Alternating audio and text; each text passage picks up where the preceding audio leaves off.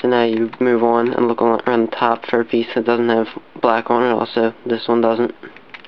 So I'll line it up. I have red there and red over here. So I'll move it away. And this works, you say this was orange, I would have to move this way, but this is red, red's right there, I move it that way. I move the slot it needs to go into up, and then the piece I just moved up that need to pair, these two pieces need to pair, so what I'm going to do, I'm going to move this towards this piece, so it goes that way, and back down. Now, I take this corner, I line the red up, and I would go up, over, and down. Pair them and bring it back down, just like you did in solving the bottom layer. So now I look around the top, and I look for pieces that don't have black on them. Once again, I have one piece right there. It's already lined up, so I have red, red, so I'll move it away. I go up, over, down, bring it back, up, over, with the pair, bring it right down. Now you have one left. In this case, I'm lucky and I have the piece on top.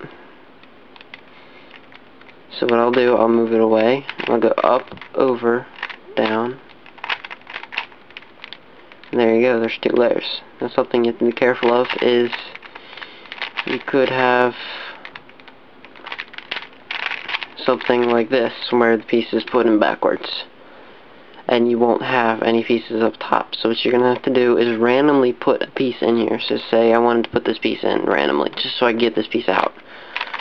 I would do what you normally would do to take it out, and then you would put it back in.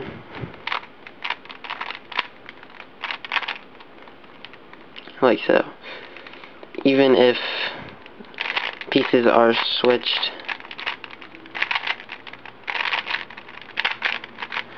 like this, or something like this, so the pieces are switched and you need to switch them, you still have to take one out and put it back in its slot, like that, and then put the final one in. So move it away from the center, move up, over, down, line it up, the corner up, there's the opposite piece, so I turn it, put it in. There's two layers. This is the most, I guess, easy part of solving it. The next step is to create a cross like you did on the bottom, but on the top, like that. So I have two, and there's like, the only number of edges you can have is 2, none, or all 4. If you have all 4, you can just skip this step and move on to the next step. In my case, I have 2.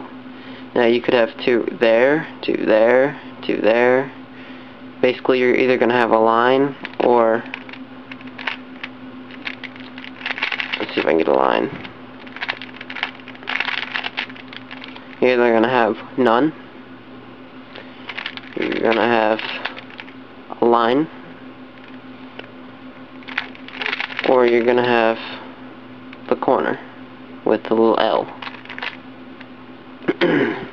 Now, if you have the L, this is the quickest way. What you're going to do, you're going to go like this, and you're going to push down and grab both these two layers, keeping this layer. You're going to move it down, these two layers down, and you're going to turn the front up, top this way, front back down, top back, the other opposite way you turned it.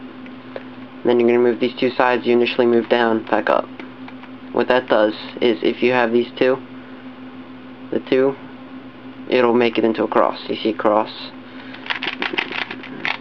Now when you're doing this, make sure that the two that you have, you put down in the bottom left hand corner, like this, and you do this, the algorithm. I'll show you again.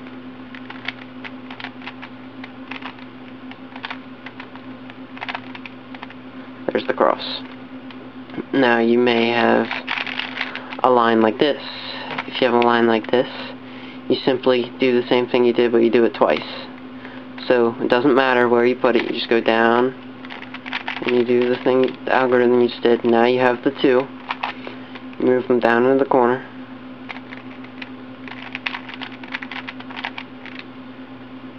And there you go. There's the cross. In my case, I've done all these. But say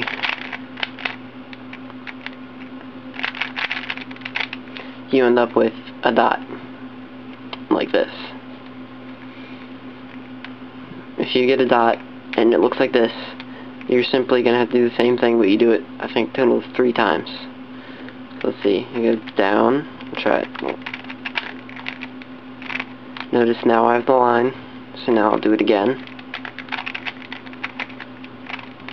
There's the corner. Move it down into the bottom left-hand corner. Move these two up, over, down, back up. So there's the cross. That's it for this step.